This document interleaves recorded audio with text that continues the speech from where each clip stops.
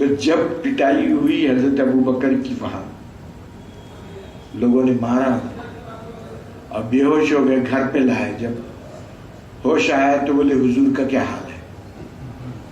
تو ماں جو ہے ان کو اور تکلیف ہو گئی، یہ کیا نشہ ہے بولی. تو اب حقائق دیکھ چکے تھے، حضور کی سیرت مبارکہ دیکھ چکے تھے، سمجھے نہیں؟ تو اس لیے حضرت ابو بکر صدیق رضی اللہ تعالیٰ عنہ عالی شان مرتبہ.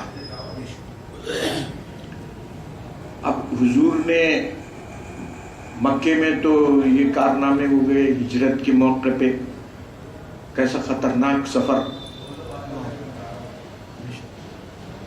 بڑی لمبی تفصیلات ہیں ہجرت کا جو سفر ہے. حضرت ابو بکر صدیق جو ساتھ ثانی اثنین اذ ہما فی الغار قرآن مجید میں آیا کہ وہ دونوں تھے، کہ جب وہ غار میں تھے اذ یقول لصاحبہ لا تحزن ان اللہ معنا، وہ کافر لوگ تلاش کرتے کرتے وہ غار کے منہ پہ آ گئے تھے اور ان کے پیر دکھ رہے تھے.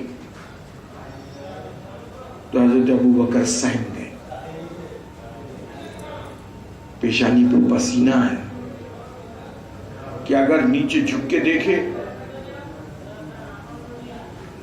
تو حضور نے فرمایا لا تحزن، نہیں غم مت کرو، ان اللہ معنا، اللہ ہمارے ساتھ ہے. ایک کیسی سخت ترین گھڑی، کیسے مصیبت کا وقت. وہاں مدینہ منورہ تشریف لے گئے تو مقام صنع مدینے سے باہر کوئی گاؤں تھا چھوٹا سا، وہاں آپ کے ایک دوست تھے، وہاں پہ ان کے ساتھ رہنے لگ گئے، خارجہ نامی، ان کے ساتھ رہنے لگ گئے. اور بعد میں آپ کے خاندان کے لوگ آئے تو وہ حضرت ابو ایوب انصاری کے گھر کے قریب حضور کے گھر کے پاس رہنے لگ گئے تھے. ام رومان سے جو ہے، ام رومان پہلا حضرت ابو بکر صدیق کا قتیلہ، ان سے عبداللہ پیدا ہوئے، عبداللہ بن ابو بکر. اور دوسرا جو ہے ام سلمہ، شاید ام الخیر، ام الخیر سلمہ تو والدہ کا نام تھا، اور دوسرا بھی کوئی حبیبہ نامی عورت سے کیا، تو ان سے بھی 2 بچے ہوئے. ام رومان سے کیا تو ان سے حضرت عائشہ اور عبد الرحمن، یہ دونوں حقیقی بھائی بہن تھے. 4 عقد فرما.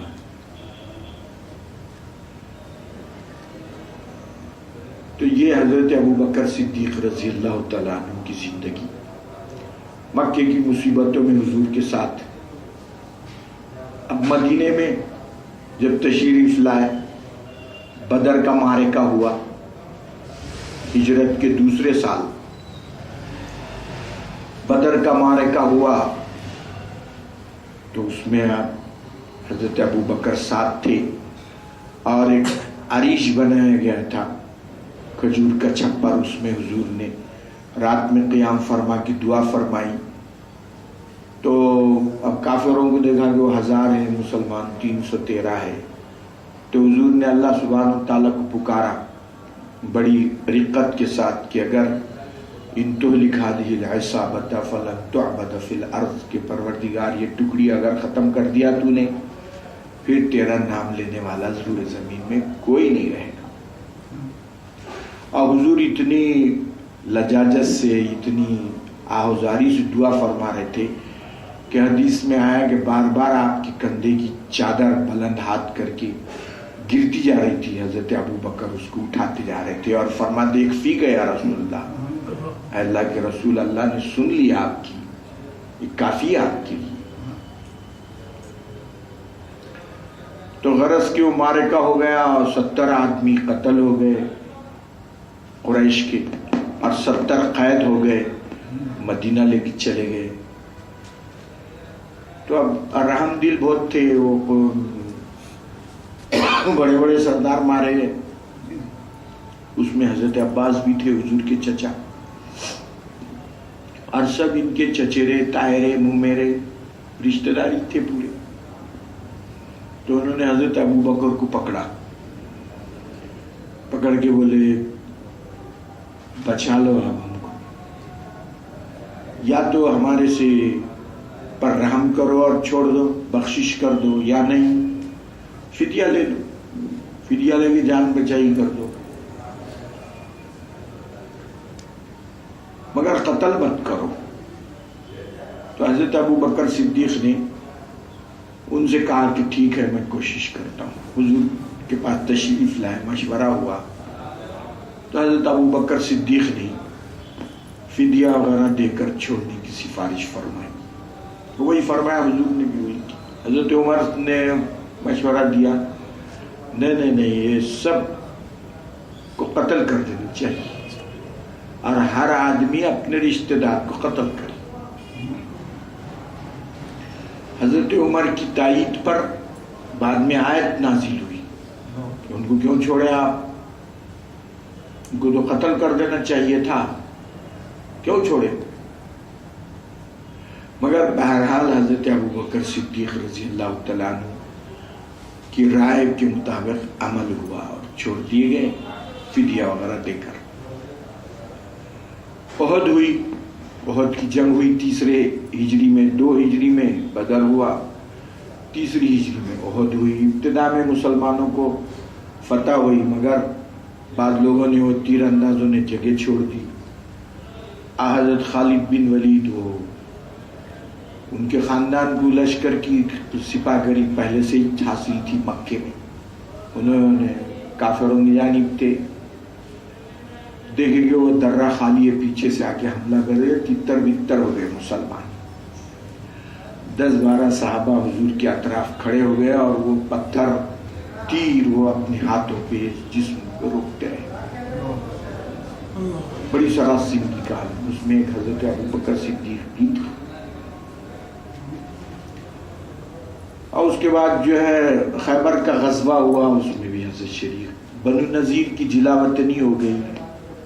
یہود کا قبیلہ تھا بنو نذیر، اور بڑا طاقتور تھا، اور وہ حضور سے معاہدہ کر لیے، لیکن اندر ہی اندر قریش کے لوگوں کو بلا کے میٹنگیں ہو رہی ہیں، معاہدے ہو رہے ہیں.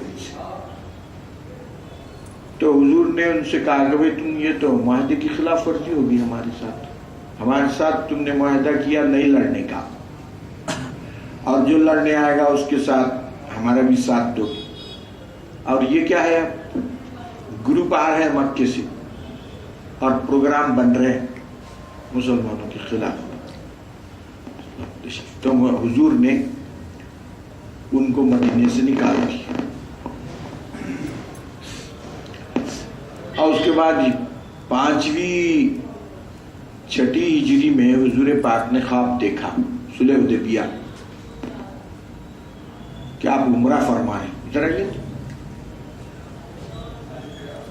آپ تو قوم کے امام ہیں.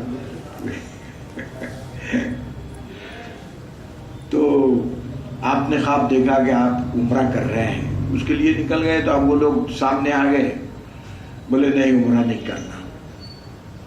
آخر کار معاہدہ ہوا کہ اس سال مسلمان واپس جائیں اور آئندہ سال آئیں. اور ایسے کڑے شرائط اس میں رکھے گئے کہ مسلمان دبے ہوئے. تو حضرت ابو بکر صدیق نے ان معاہدات کو، شرائط کو تسلیم کر لیا اور فرمایا کہ نبوت حکمت کا ہی کام کرے گی، اس میں کوئی مصلحت ہوگی. دبے ہوئے تھے شرائط. حضرت عمر رضی اللہ تعالیٰ عنہ نے فرمایا کہ السنا علی الحق، ہم اتنے دبے ہوئے کیوں ہیں.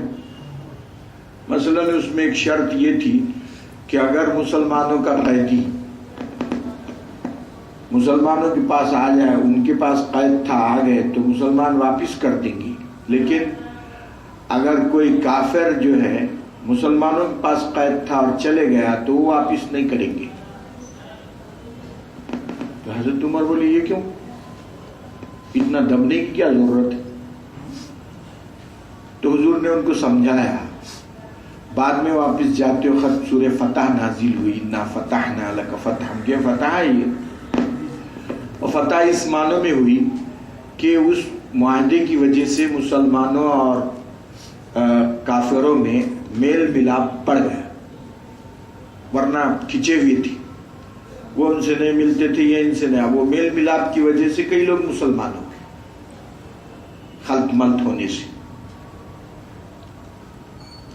کہ یہ ان کے اخلاق سے اب ان کو یہ سمجھایا گیا تھا جیسے آج کل یورپ کے لوگوں کا، عام لوگوں کا دماغ بنایا جا رہا کہ they are terrorist, very bad people, very dirty people and illiterate، پڑھے لکھے لوگ نہیں، مسلمان جاہل ہوتے ہیں، گنڈے ہوتے ہیں، ٹیررسٹ ہوتے ہیں.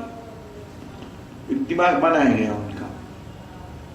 تو وہ ایسی سوچتے تھے. تو اس زمانے میں بھی ایسا دماغ بنایا گیا تھا کہ یہ مسلمان لوٹنے والے ہیں، مارنے والے ہیں، چور ہوتے ہیں، ایسے ہوتے ہیں، ویسے ہوتے ہیں. جب صلح حدیبیہ کا معاہدہ ہو گیا اور آپس میں میل ملاپ عام ہو گیا تو مسلمانوں کے اخلاق معلوم ہے اس کو. یہ تو ایسا نہیں ہے، یہ تو بڑے مہربان لوگ ہیں، یہ تو بڑے نہایت اچھے لوگ، اور یہ ہے اسلام. کئی لوگ اس میں مسلمان ہو گئے. یعنی صلح حدیبیہ سے فتح مکہ تک جتنے لوگ مسلمان ہوئے پچھلے دور میں نہیں ہوئے تھے، اسی کو قرآن نے فتح کہا ہے. تو یہ موجود ہے ہمارے لیے.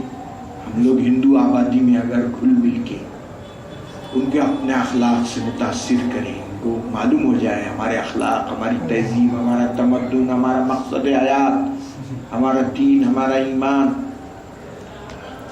وہی بہتر طریقہ ہے غلط فہمی کے دور کرنے کا. آپ کانفرنس کے